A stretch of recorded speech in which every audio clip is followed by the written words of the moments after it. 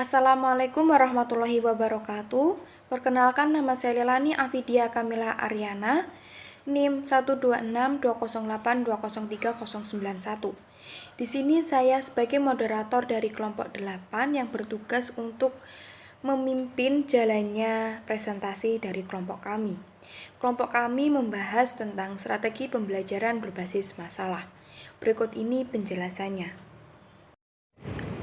Assalamualaikum warahmatullahi wabarakatuh. Nama saya Kiki Amanda, nomor absen 7 dengan NIM 1262082020053. Di sini saya akan menjelaskan subbab tentang pengertian dari pembelajaran berbasis masalah. Yang kedua yaitu tentang konsep dasar dan karakteristik strategi pembelajaran berbasis masalah. Baik, subbab yang pertama yaitu tentang pengertian pembelajaran berbasis masalah. Pembelajaran berbasis masalah diistilahkan sebagai Problem Based Learning atau PBL yang merupakan strategi belajar yang menggunakan masalah sebagai langkah awal dalam mengumpulkan dan mengintegrasikan pengetahuan baru. Strategi ini juga berfokus pada keaktifan peserta didik dalam kegiatan pembelajaran. Peserta didik tidak lagi diberikan materi belajar secara satu arah seperti pada strategi pembelajaran yang sifatnya konvensional. Dengan strategi ini, diharapkan peserta didik dapat mengembangkan pengetahuan mereka secara mandiri. Subbab yang kedua yaitu tentang konsep dasar dan karakteristik strategi pembelajaran berbasis masalah.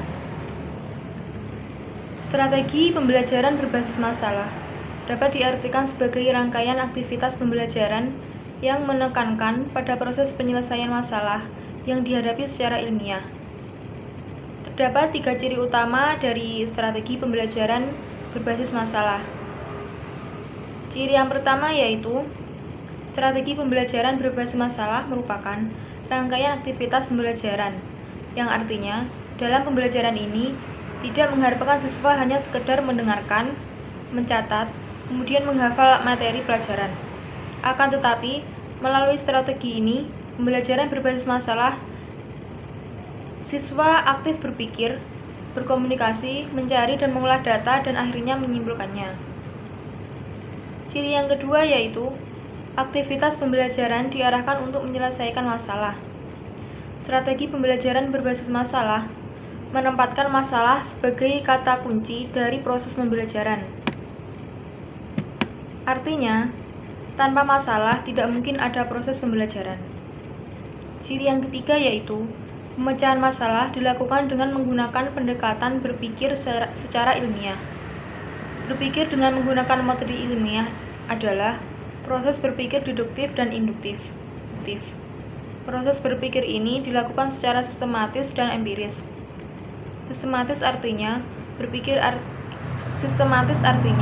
berpikir ilmiah dilakukan melalui tahapan-tahapan tertentu. Sedangkan empiris artinya proses penyelesaian masalah didasarkan pada data dan fakta yang jelas.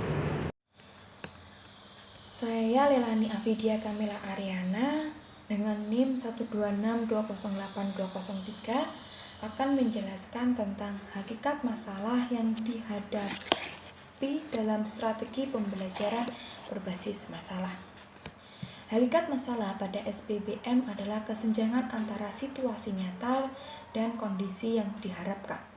Oleh karena itu, materi pelajaran itu tidak terpaku pada buku saja, bisa berdasarkan peristiwa-peristiwa yang terjadi atau peristiwa-peristiwa tertentu yang sesuai dengan K13. Kriteria pemilihan bahan pembelajaran SBMP adalah 1. Bahan pembelajarannya itu harus mengandung konflik. Bisa berupa dari video, terus rekaman, berita, dan lain-lain. Terus yang kedua yaitu bahan yang dipilih adalah bahan yang familiar bagi siswa, sehingga siswa merasa tidak asing. Terus yang ketiga yaitu bahan yang dipilih itu merupakan bahan yang berhubungan dengan orang banyak, sehingga akan terasa manfaatnya. Yang keempat yaitu bahan yang dipilih merupakan bahan yang mendukung tujuan atau kompetensi yang harus dimiliki oleh siswa yang sesuai dengan kurikulum yang berlaku. Yang kelima yaitu bahan yang dipilih sesuai dengan minat siswa, sehingga setiap siswa itu merasa harus mempelajarinya. Tujuan dan hasil belajar pembelajaran berbasis masalah memiliki 3 tujuan, yaitu berikut ini beberapa tujuan model pembelajaran PBL. Yang pertama yaitu mengembangkan keterampilan berpikir dan keterampilan memecahkan masalah. Yang kedua yaitu belajar peran orang dewasa. Artinya, pembelajaran ini itu mengandung elemen-elemen seperti magang. Jadi siswa itu didorong untuk melakukan pengamatan, didorong untuk meriset, didorong untuk berdialog dengan orang lain, sehingga dapat memahami peran di luar sekolah. Yang ketiga yaitu keterampilan untuk belajar mandiri. Assalamualaikum warahmatullahi wabarakatuh. Nama saya Erlina, nomor absen 31 dengan NIM 1262082030087 akan menjelaskan tentang langkah-langkah penerapan strategi pembelajaran berbasis masalah dan keunggulan strategi pembelajaran berbasis masalah. Yang pertama adalah langkah-langkah penerapan strategi pembelajaran berbasis masalah, yaitu tahap tingkah laku guru untuk menggunakan strategi pembelajaran yang dikemukakan oleh Dianto dan Surur pada tahun 2016. Yang pertama, tahap 1 adalah orientasi pembelajar pada masalah, yaitu guru menjelaskan tujuan pembelajaran, menjelaskan logistik yang dibutuhkan, memotivasi pembelajar terlibat pada aktivitas pemecahan masalah yang dipilihnya. Pembelajar mendiskusikan rubrik asesmen yang akan digunakan dalam menilai kegiatan atau hasil karya pembelajar. Tahap 2 yaitu mengorganisasikan pembelajar untuk belajar, yaitu guru membantu pembelajar mendefinisikan dan mengorganisasikan tugas belajar yang berhubungan dengan masalah tersebut. Tahap 3 yaitu membimbing penyelidikan individu maupun kelompok. Artinya, guru mendorong pembelajar untuk mengumpulkan informasi yang sesuai, melaksanakan eksperimen untuk mendapatkan penjelasan dan pemecahan masalah. Tahap keempat adalah mengembangkan dan menyajikan hasil karya, yaitu guru membantu pembelajar dalam merencanakan dan menyiapkan karya yang sesuai, seperti laporan, video, dan model yang membantu mereka untuk berbagai tugas dengan temannya. Tahap 5 adalah menganalisis dan mengevaluasi proses pemecahan masalah, yaitu guru membantu pembelajar untuk melakukan refleksi atau evaluasi terhadap penyelidikan mereka dan proses-proses yang mereka gunakan. Untuk yang kedua adalah keunggulan strategi pembelajaran berbasis masalah yang dikemukakan proses-proses yang mereka gunakan. Untuk yang kedua adalah keunggulan strategi pembelajaran berbasis masalah yang dikemukakan oleh Harahap dan Despita pada tahun 2017, yaitu yang pertama, pemecahan masalah atau problem solving merupakan teknik yang cukup bagus untuk lebih memahami isi pelajaran. Yang kedua, pemecahan masalah atau problem solving dapat menantang kemampuan siswa serta memberikan kepuasan untuk menemukan kemampuan baru bagi siswa. Yang ketiga, pemecahan masalah atau problem solving dapat meningkatkan aktivitas pembelajaran siswa. Yang keempat, pemecahan masalah atau problem solving dapat membantu siswa bagaimana mentransfer pengetahuan mereka untuk memahami masalah dalam kehidupan nyata.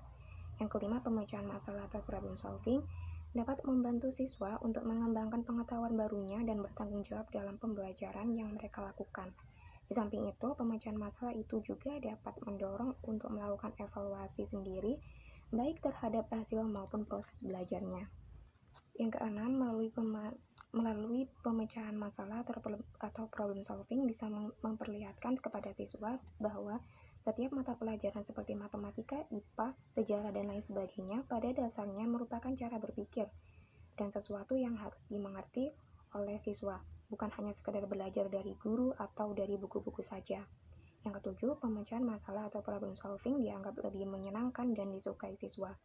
Yang kedelapan, pemecahan masalah atau problem solving dapat mengembangkan kemampuan siswa untuk dapat berpikir kritis dan mengembangkan kemampuannya mereka untuk menyesuaikan dengan pengetahuan baru.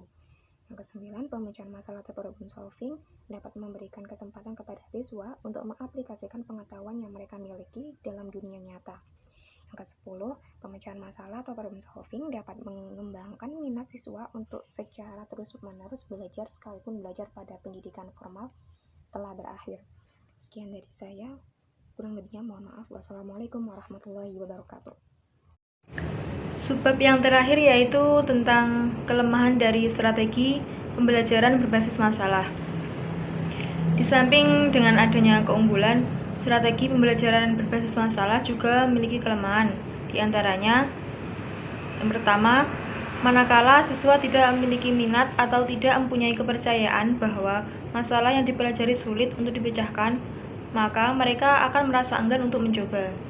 2. Keberhasilan strategi pembelajaran melalui problem solving membutuhkan cukup waktu untuk persiapan. 3. Tanpa pemahaman mengapa mereka berusaha untuk memecahkan masalah yang sedang dipelajari, maka mereka tidak akan belajar apa yang mereka ingin pelajari.